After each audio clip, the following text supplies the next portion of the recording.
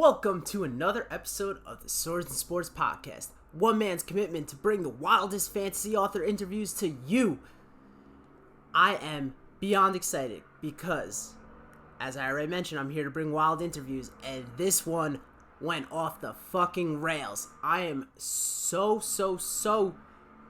happy to have had her on the show.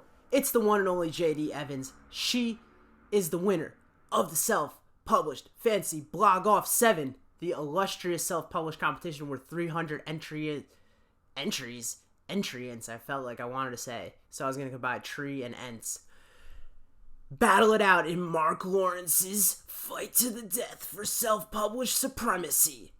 Of course, she has emerged the victor. Not to say that their other books weren't fantastic, just, the blog teams that put together the scores thought hers was the best. And if she's the best, that means I gotta get her on the show. So that's coming up in a few short minutes. Her book, of course, is Reign and Ruin, which I feel like I buried the lead there, so I've ruined her entire glorification segment. The book is 420 pages. It was published on January 18th, 2020. As I mentioned, it's a self-published fantasy book, and it's a big winner. I can't wait for everybody to listen to this interview. So, let's not waste any more time. But we gotta do a spoiler warning first. This interview contains spoilers for the following book, Reign and Ruin by J.D. Evans. It's book 1 of The Mages of the Wheel. And I don't think she spoils anything else in Mages of the Wheel. But everybody should have read this by now, especially if you follow the self-published fantasy contest. Without further ado, my friend, J.D. Evans. It's another week, and I am so excited because I've got the self-published fantasy Blog Off 7 winner herself, JD Evans, here to come talk about her award-winning book, Reign and Ruin, which is book 1 of the Mages of the Wheel series. So, Jen, welcome to the show. Hello. Thank you very much for having me on.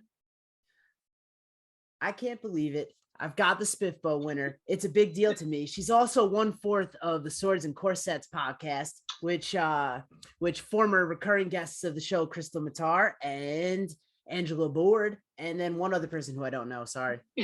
Carissa Broadbent. Yeah. So let's start this off right away. You won SPFBO. You said if you won SPFBO, you were going to cry for days. Is that what happened? There was much crying. How many days is days? Maybe 2.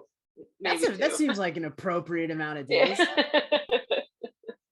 It had to have been one of the most hotly contested SPFBO. I mean, you just squeaked out the win. It was so close. It was crazy close. Yeah, we were, from 1 to 10, there was barely a 1 point difference there, and then between it was crazy. Yeah. I mean, you had a stacked finals group. Yeah, and I thought it was so interesting because it was a huge variety of subgenres. I mean, you have Clayton and Mike Fletcher with their very dark Veronica Grown. Yeah, all the way to mine, with the romance and everything in between. And you had Norse with Tim's, and you had really classic fantasy with Lauren and Kirsten, and then we were joking that Crystal's book was grimdark cozy. So I mean, it was just really, I don't know how the bloggers can pick a winner from such a spread of books. It's so hard to compare that many differences, so I was pretty honored. Yeah. Listen, it's an impossible job, but credit to them. And let's be honest, you're the winner, so they can't take that away from you. What'd you do with the wand? It's up on my eye. You can't see it, but there's a shelf right in my eye, right in my view, so it's where I can look at it and feel special for a minute when I'm in the middle of trying to write something else and convinced I'll never write another book again, Listen, I mean, if you'd never write another one, then you did, you've reached the highest of highs. Yeah, fair enough. Practically a Hugo. Hey, I mean, some would make the argument. I'm very proud. I am. You did, I mean, absolutely. How soon after getting the wand did you try to cast a spell? Immediately. I mean, you immediately start waving it around and seeing if it'll work. What is the go-to? I just tried to levitate a cup of water. I'm not super creative with spell casting, but it did not work. I guess I'm You just sure? yeah. Well, I mean, I didn't see it levitate. Maybe on some other plane it levitated, but not on this one. So, I had a question. Is it true that whilst you were backpacking around Scotland, you camped by some standing stones and you were transported back in time into the arms of a tartan wearing hottie? I wish, but in fact, it's a much more boring outcome. We spent the night. We had not meant to spend the night. We did not have any food. Oh no. it was it was very, we were saved by a very kind Scottish family that was like biking around Scotland, and they shared some of their tinned meat with us, which was an experience. But beggars can't be choosers. So They give it you was fun. Good did memories. you that sounds horrible. How long does it take to backpack across Scotland? Like three Well, days? it's a loose term.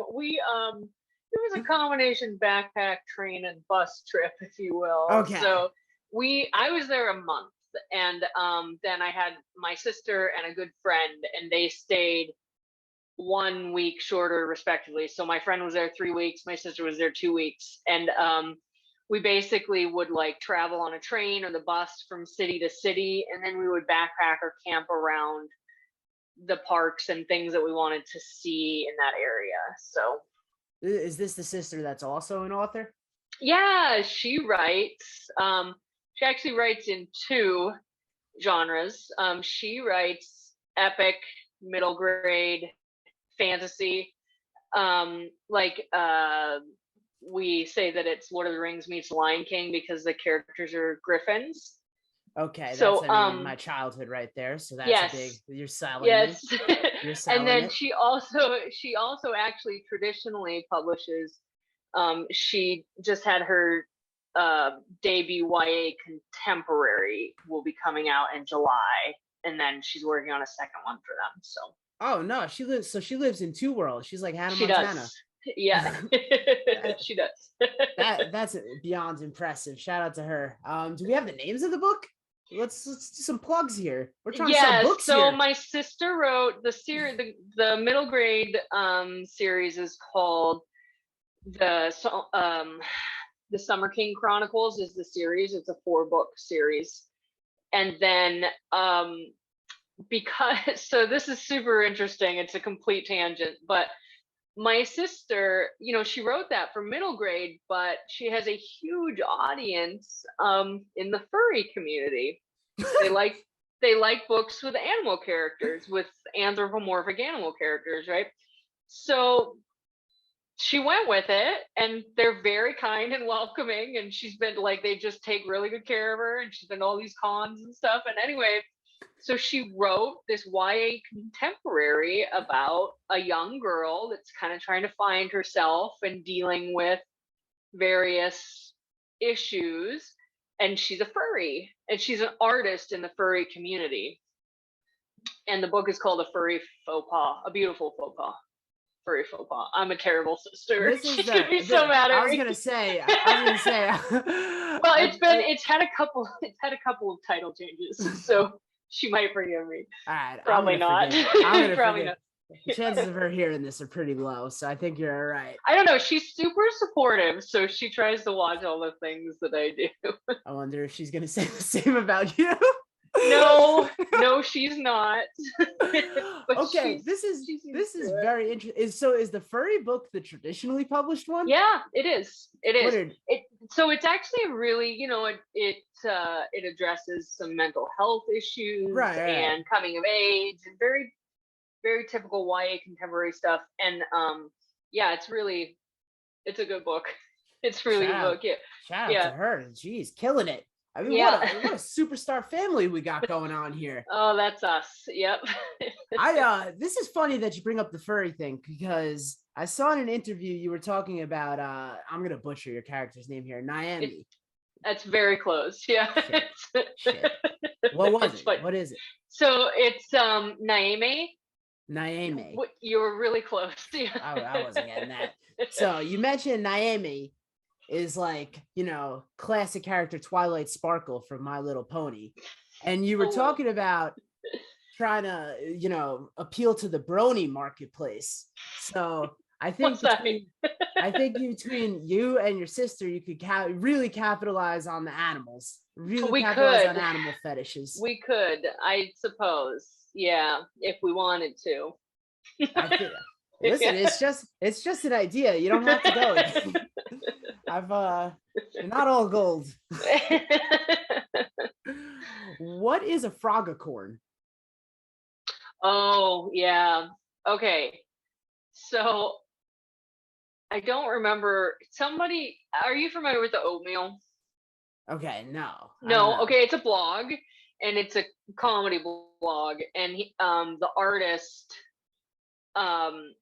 is also involved in making a game called Exploding Kittens. Have you ever seen Exploding Kittens? That I have seen. Okay.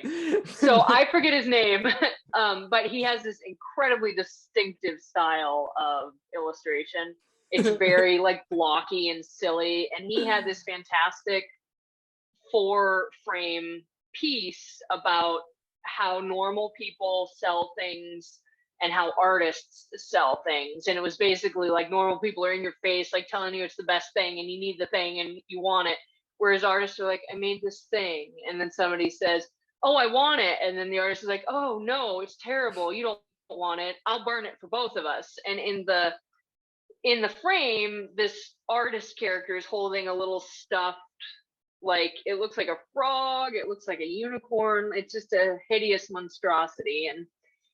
And Kirsten actually pointed out that in that final frame, the thing, it's like lit on fire. The artist is burning it and it's crying these like black tears. And we just sort of adopted this avatar toward the end of SPFBO because it's very stressful, especially when it was that close. And you get really close with the other finalists if they're even remotely decent human beings, which everybody, great humans, everybody was fantastic and hilarious and really supportive. And so we went with this frogacorn thing and it was all, I don't know if you saw it all over Twitter, but it was all over Twitter for a little while. Yeah, that's why I had to get some yeah, it was confusing as shit. And so now you have to go look up the oatmeal because it's very funny. Okay. Yeah, shout out to the oatmeal.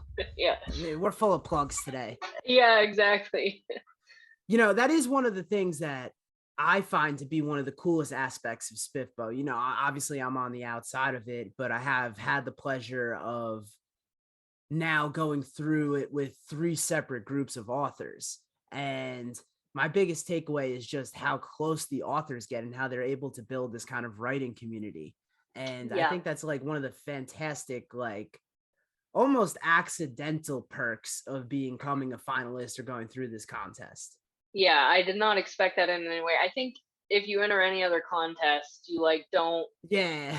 There's at no point are you like together with the other finalists commiserating. We had a little like Discord chat that we hung out in and, congratulated each other when it was good and consoled each other when it was bad and dealt with the various mental breakdowns that we had during the waiting. And everybody was just so kind and supportive. And I think it's hard to say this, but I feel like the friendships I made might even be worth more to me than the selfie stick. Don't tell Mark. It's so easy to say that when you have the selfie stick. It's true. It's true. But I think most writers suffer in lonely silence a lot of the time, and so it's and even just outside the finalist group, I've noticed in the Facebook SPFBO group, everybody's so kind in the comments for the most part. There's always jerks, but for the most part, people are supportive and they cheer each other on, and it's a really interesting contest that brings out some decent people. Absolutely. Also some pieces of shit. No, I'm kidding. Shout out to Ben Galley. Oh, Ben. I love him.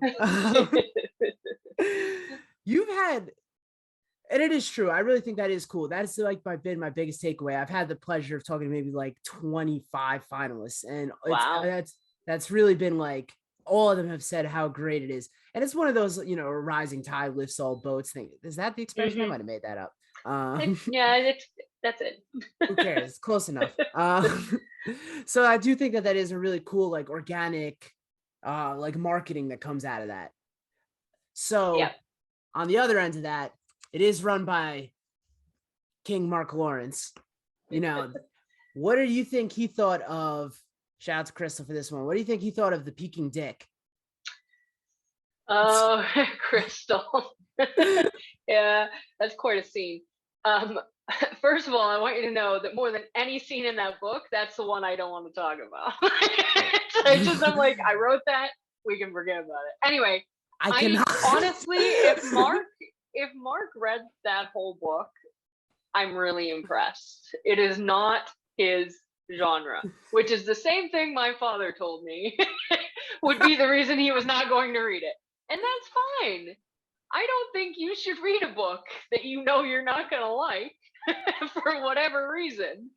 But honestly, I mean, probably it made him uncomfortable. I can't imagine it would not make someone uncomfortable if they were not accustomed to romance, graphic romance. He might like a nice Amish romance. I don't know. I don't know Mark's taste. I don't know how Mark gets off. And I'm sure you're not touching that, but I'm more than happy to touch. You go there. I'll just have this. You might have learned something. You don't know. You never know. Romance is very educational. I would just like. I learned something. Yes. I think he enjoyed it. If I know anything about Mark Lawrence, a guy I've never talked to and maybe tweeted with once, I know he enjoyed that. Okay. You mentioned when writing, oh my God, I'm going to butcher it again. Naomi. It's Naomi. It's okay. Nobody can say her name. Naomi. Here's the one I want you to get right. I want you to say Macrum. Or Mockram. Or Mockram, which was correct.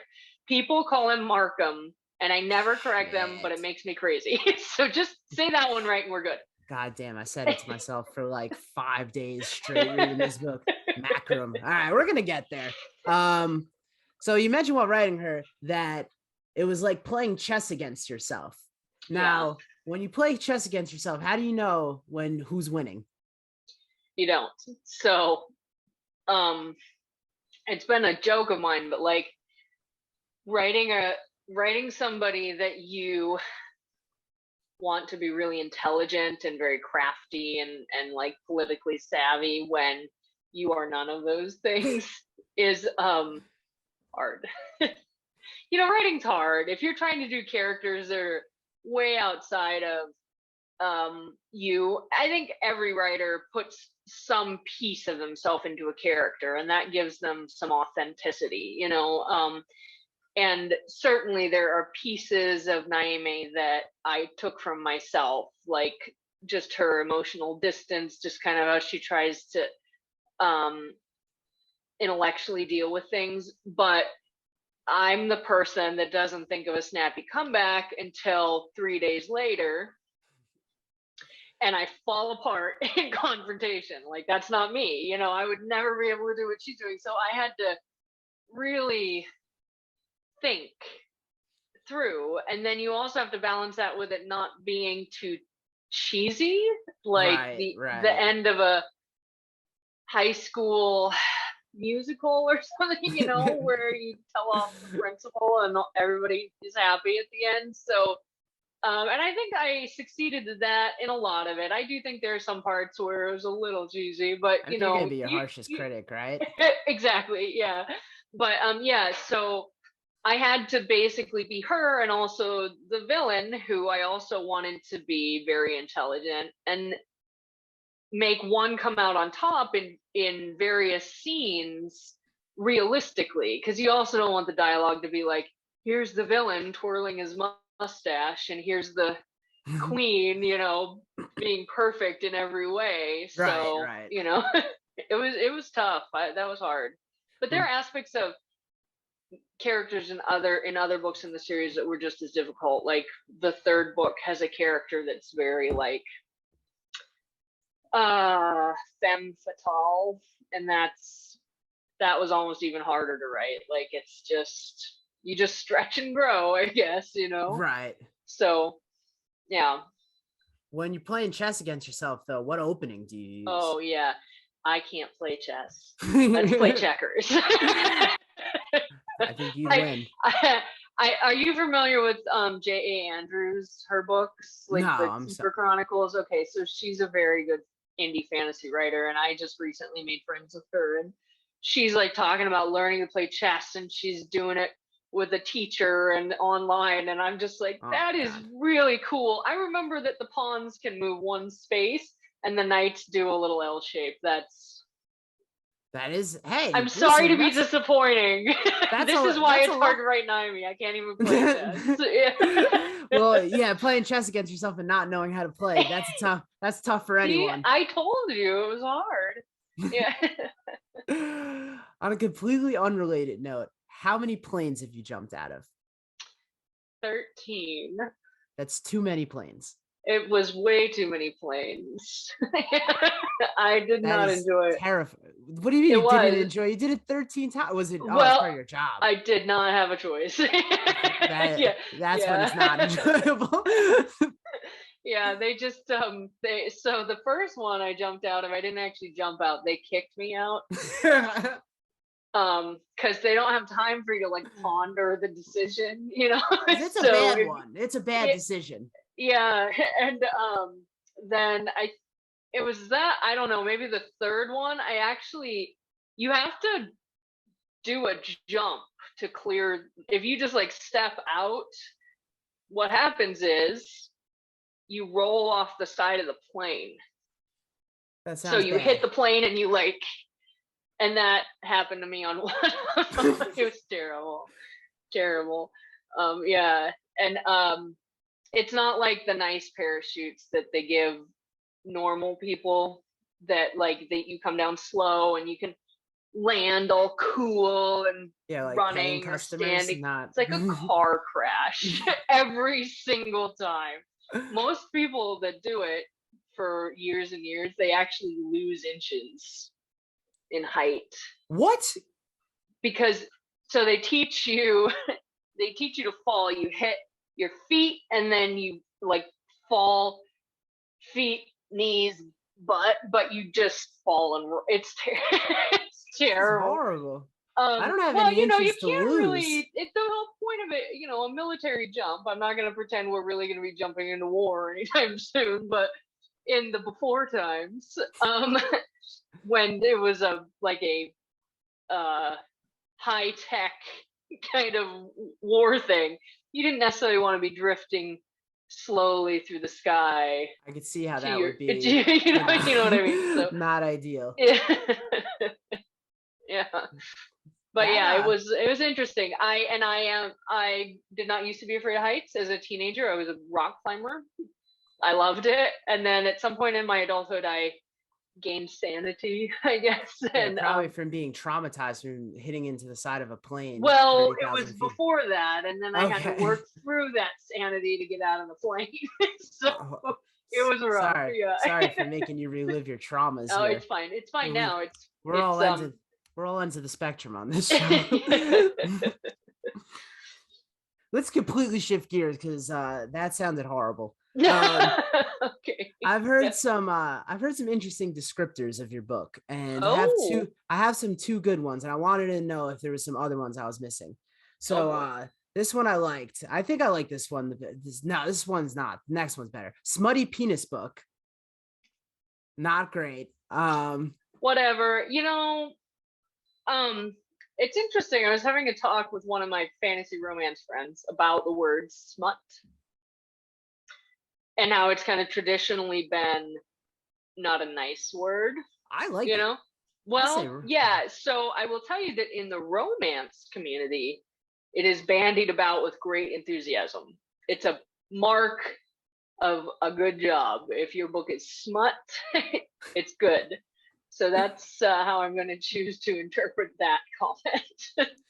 I mean, it was on your Twitter feed, and then the other one, and this is just A plus. A sensual sausage fest. Oh yeah, yeah.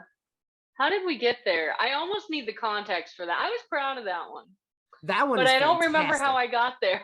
I don't know how you got there, but I'm happy you did. Do you have any other good ones that I'm missing? Because those So it's not necessarily of the book, but I did get a review once that I really liked, and somebody wrote that I wrote tasteful yet thorough smut. was that Mark Lawrence who wrote that? maybe this on was his some burner? time ago. Maybe he's been a fan all this time and I didn't realize it. Yeah. Listen, I mean, you're gonna get weird shit no matter what you do. You put your stuff out in public, you know, you're gonna get Yeah, some funny. well, the writer friend of mine that reads beta for me, you know, she calls it the peeping peen book. So that's a winner. that's awesome. Let's talk about this peeping peen book, because that's the best descriptor I've ever heard. As always, this is a spoilers part of the podcast. If you haven't read the book yet, I mean, what are you doing? How many awards does it have to win for you to pick this up?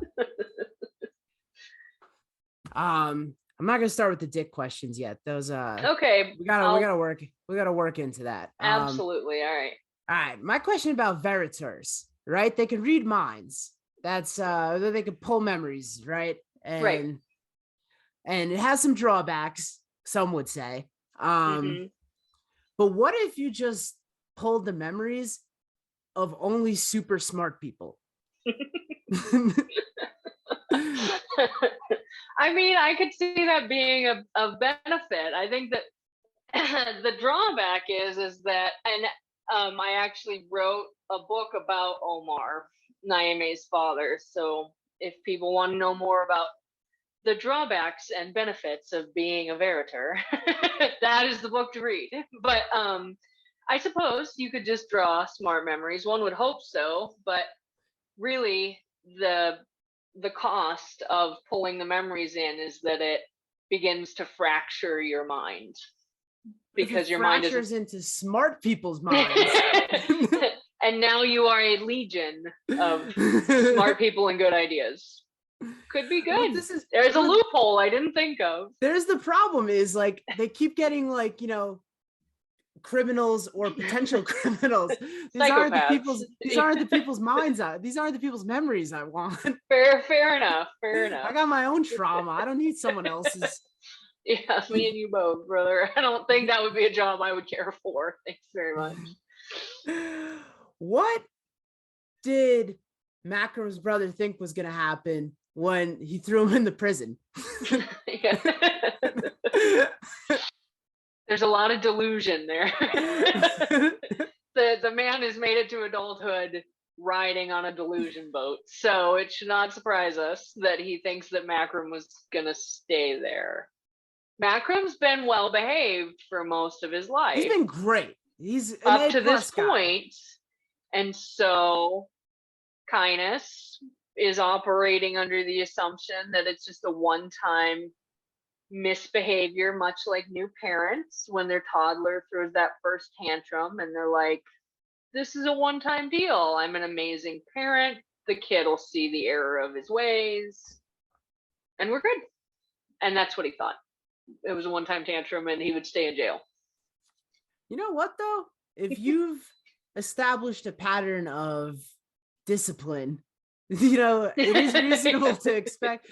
But then again, this is a guy who just cut out on his own anyway. Yeah. He was like, I mean, I'm not going to argue that Kindness is winning the intelligence awards in the book. Not everybody can be smart. You know, you got to have He's You a got to have kind an and benevolent equalizer in ruler. there somewhere.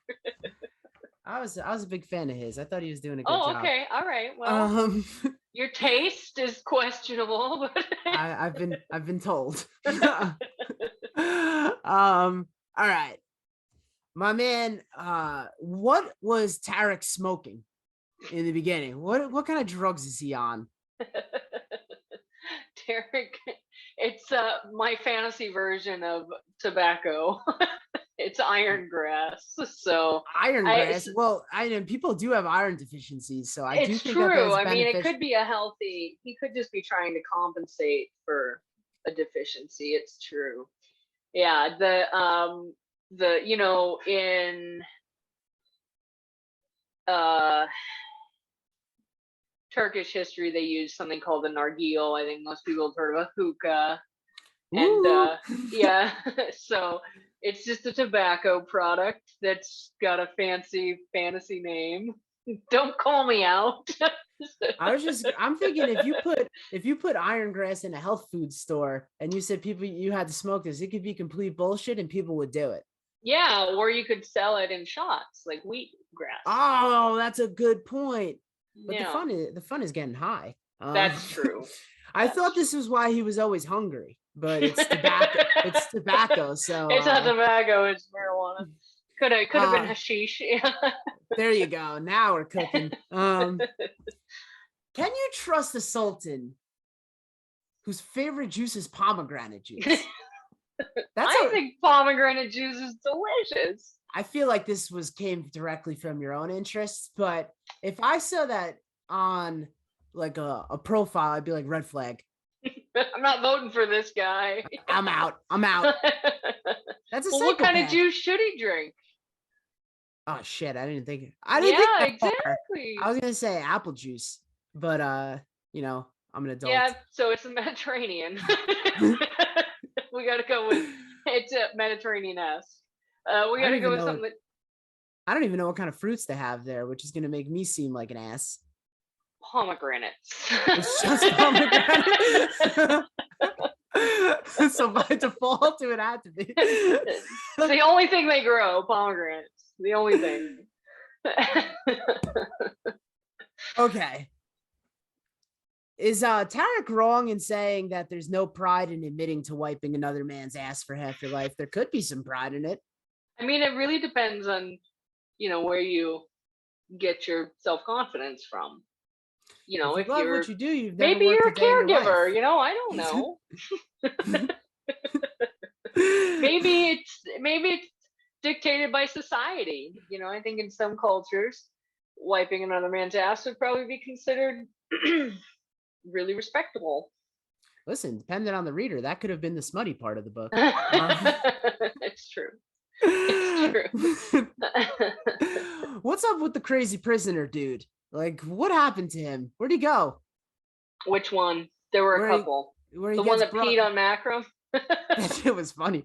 Oh, that guy was a psycho too. I liked him. That was how you establish dominance. You mean the one that cut up what's his nuts?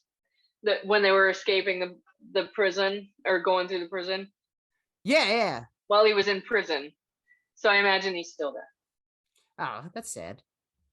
Well, I mean, we'll just do a backstory for him here. He robbed from old people. Yeah, but what were they doing with it? Well, probably using it. Damn. You said you don't know how to play chess. I'm not so sure. Because I just got checkmate.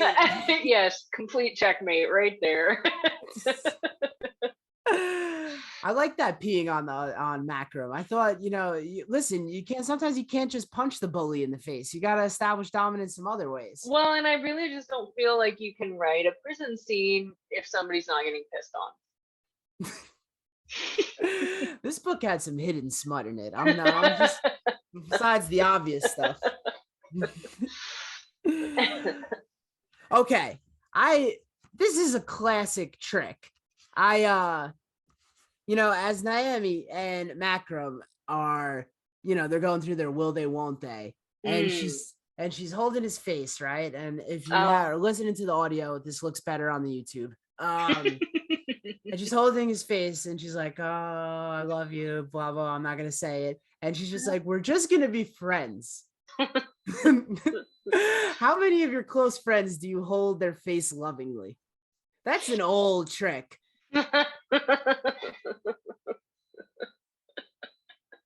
I think it's completely legitimate. They had a bond, and she wanted him to feel cared for. You know, men are very tender creatures. You have to Yes. be nice to them. She was just being nice. There's no reason to read into it. Nothing screams, we're going to be good friends. Macram has his own great one. And I didn't believe him for 1 second when he said, when they're in the room and he's like, "Oh, I sleep naked." That's the oldest trick in the book. I know. He's quite the rascal. That guy sleeps in full pajamas, 100%. With his boots on. With his boots on. But she was like, "Oh, do you do that in the wild?" He was like, no.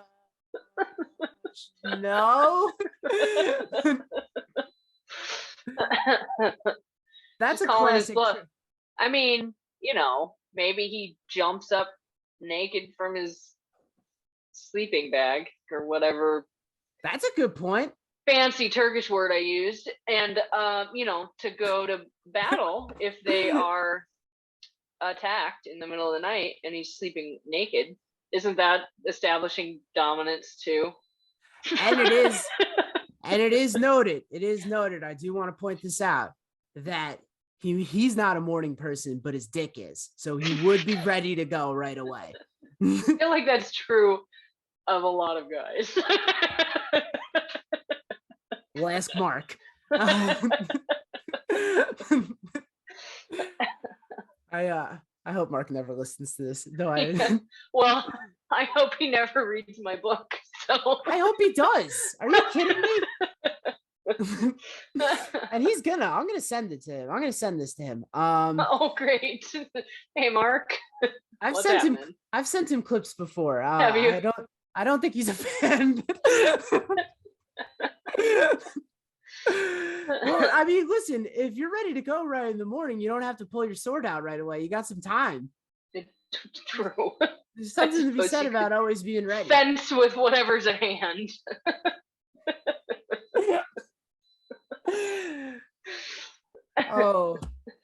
I've got more. These questions get worse, by the way. I wrote a peeping peen book, so I'm ready. Hit me. Peen book. I love that so much. Has this trick ever worked? Macram was lying to himself, like thinking of the chores he has to do. Nothing. I don't know. You'll have to tell me. I've heard people say, guys say that, and they do that in like rom-coms and stuff. Right. I'm not gonna pretend like I feel like it's true, maybe for some guys. But I don't know about chores, because I would. Oh, okay. I would just feel bad about myself because I'd be like, "You're such a lazy piece of shit. You could never get anything done. This is why your mom I said couldn't you're exactly a slob." be like, you thought about baseball scores. That's a good point. I don't even remember what disgusting question I asked last. So I got more. Okay. All right. As you know, or may not know, this is the #1 podcast for talking about dicks and fantasy books. And okay. Well, I'm in the right one then. Yes. They gave me a stabby for this. All right, congrats. Okay, I'm gonna read one scene out because I feel like we should. Oh god. Last time I did this. Wait a minute. I don't think I was warned about this part. This is a very rare feature of the show. The last time this was done was 2 years ago. It wasn't Iona Andrews on the podcast, but we were reviewing one of her books. Oh boy. Their books. I think it's a team. It was my sister I was doing the book review to, and we read out one of the scenes, and it was awful. I'm sure. I'm not even gonna read the grossest one, so we'll be all right. They're not gross. It's not gross. Okay, that's a good point. Embarrassing. Fair. Embarrassing. That's more what I meant. All right. How about it? She'd never seen a fully naked man. Her mother had told her what a penis looked like, but the actual organ didn't quite match. I thought we weren't going to read this scene. Maintained for the time since. It was foreign and fascinating and erotic. I don't think that was too bad. Come on. That's because you didn't write it and somebody else isn't reading it to you. I gotta ask this question, and I'm not gonna read it out, the scene that it comes from, but I do gotta. If Naomi was to name Makram's dick, as previously brought up in the book, what was the name gonna be? Oh, let's see. I hadn't come up with one, if I'm being honest. Let me see. What would she?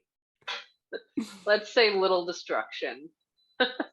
Any just as a future reference, any name for a dick that has little. Okay. All right. Is not gonna be okay. We'll try again. All right. This is off the cuff, so I'm impressed already. Little Destruction is clever. King of Destruction. There you go. Now we're talking. Thank you for the coaching. That was that. We just had to clear that one up. It's true. It's true. What was her mom's lesson on what a dick looked like? Okay, so this is actually a really good segue to something that happened to me in college. Not quite the same setup. I had a roommate that was very innocent, and something about the way that she was describing male anatomy, like pinged with. There were 4 of us in the room, all girls, and we were like, "Do you know what a penis looks like?" And she's like, "Yeah." I'm like, "Draw one." And so she drew. Hold on. I would pay such good money for this picture. Yeah, I'm gonna draw it for you. Hold this on. is like 40-year-old virgin when he's talking. It about is, but like in reverse. Right, yeah. right. It's good that we've gotten to a place where. Oh, this is terrible. I can't really draw one either, to be honest. God. Hold on. I gotta do a different one. That was You're terrible. gonna prove yourself. You're gonna prove yourself a bully in this. Yeah, yeah. So it looked like For everyone who's listening on audio, Jen is drawing a dick. Yeah. So here. So this is what she drew. Can everybody see that? Yes. And we're like, hey, what are those? We gotta know about stripes. We gotta know about the ridges. That's the she's bonus. Like, well, don't they have ridges? Yes, you're like, yes, it's a Ruffles dick. Yes. I didn't think we were gonna get to this place in the interview, but I'm so glad we did. Well, I'm happy to be here. Non-dick related questions. But in the same vein. Okay. I liked this concept of when coming that the man loses control of his magic. Well, so do women. They both do. Okay. So that was I was a little unclear on this. So does that make it like it's offensive if they don't, right? I'm actually glad you thought of that. That's like in the back of my mind. I'm like, I'm gonna have to address this at some point, but I don't know how. Well, it's kind of addressed a little bit. I do a little bit. Like, the sort of the assumption is that, like, in general, just your run of the mill encounter, it's probably not going to produce this effect, but like the first time, or somebody that's really good at it, or whatever, it's been a while, that kind of thing, then you get the fireworks, the literal.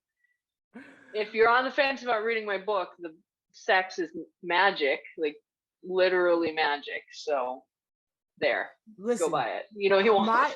I immediately went to something that, like, if you're trying to fake it, you gotta really put on a fucking show. You do. You gotta, Yeah, it's a lot harder.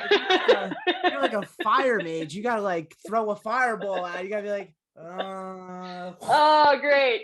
I'm He's done. doing great. I'm done. Yay.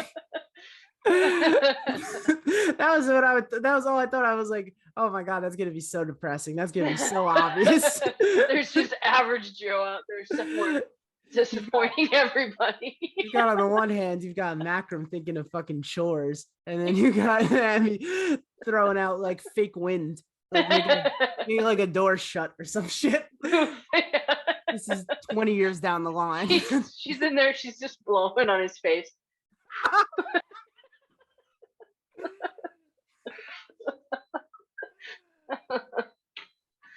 Oh man. I'm gonna ask the one serious question of this podcast. All right. One of the goals of this podcast, it's hard to believe. One of the goals of this podcast is to show how fantasy has kind of transcended the sword and sorcery, old school view of being read by neckbeards, where the male protagonist is slaying the dragons and all the females are falling in love with him, and nothing bad, and just kind of just runs through it, to show that fantasy can have both a broader general appeal and a more specific appeal. What about your books do you feel like brings fantasy out in a unique, different way? Besides the magic sex. Besides the magic sex, which is an obvious one. So, I try very hard in my, there are expectations in fantasy and there are expectations in romance of what's going to happen and how people are arrayed and interact and things. And what I try, and I'm going to segue a bit and come back. So in a lot of really popular romance, there's something called an alpha male. I'm sure you're familiar with this concept. Right. Yeah, and never been accused of this. Well, and it's interesting because in romance, it's very much an escape, just the way that fantasy is. And so, some people like that kind of dynamic, but I prefer in my books to lay the groundwork in friendships and romances and rivalries where you're equal. There's and so Makram's character in romance parlance is called a beta, because he does not need to be in charge. He can be in charge. He's a perfectly capable human being, but he's respectful and he's willing to let the person that's right for the job be in charge, and he does not feel diminished by that. And so what I wanted to kind of do was, instead of that dynamic in fantasy and romance where you see a lot of in charge guy and alpha often white European male. Yeah, exactly. Often too, particularly in romance, but also in fantasy, the strong female character is, in my mind, often a man masquerading as a woman. And so what I want, that's actually very interesting. Yeah. I mean, people are individuals. I'm not saying that there aren't women like that, but I'm saying that you lose a whole host of really interesting facets of personality and capability and strengths when you just put a traditional fantasy man in a woman's body, if that makes sense. So no, that makes perfect sense. The snarky, sword wielding, good at everything. There's there's a variety and a spectrum of this character, but you know who I'm talking about. And so what I really wanted to do was pick apart some things that are considered generally in Western culture to be feminine traits, or not leadership traits, or not alpha traits. And so in Naomi, it's social intelligence. And in my third book, it's emotional intelligence. It's somebody that's really in tune with their feelings, and these things being important to the story and necessary and needed, and not a weakness. So that's what I'm trying to do, is make characters, both men and women, that have more traits that are less like that kind of classic fantasy hero and more like the broad array of humanity, where these things are very different. You know, we all have some strengths, and some of them are often looked upon with more value than others. Right. Yeah. Okay, I think that's a great. Your book definitely captures that for me, and definitely made me look at things in a I'm different glad. because I know that was the goal there. But listen, thank you so much for coming on the show. I really appreciate you taking the time out. Congrats for what I imagine will be the first of many successful endeavors Thank on the you. SPFBO Award. Where can people find you? Where can people find the books? I'm everywhere. So the books right now are on Amazon. They're in KU, so they're pretty accessible. And there you can also get the paperbacks through like Barnes and Noble online and Amazon, and I know that some bookstores carry them, but not a ton just yet. And then I have a website, jdevansbooks.com, and I'm on Facebook, and I'm on Twitter, and I'm on Instagram. It's all JD Evans Books, all across the board. So it's pretty easy. Thank you for having me on. It's been very fun. And the Brony book's coming soon. Right. That'll be the next one after I finish this series. Furry books and Brony books, a family of interesting ideas. Was I not right? Was that interview not crazy? Are you not entertained? What else do I have to do? Keep on reading or something. Peace.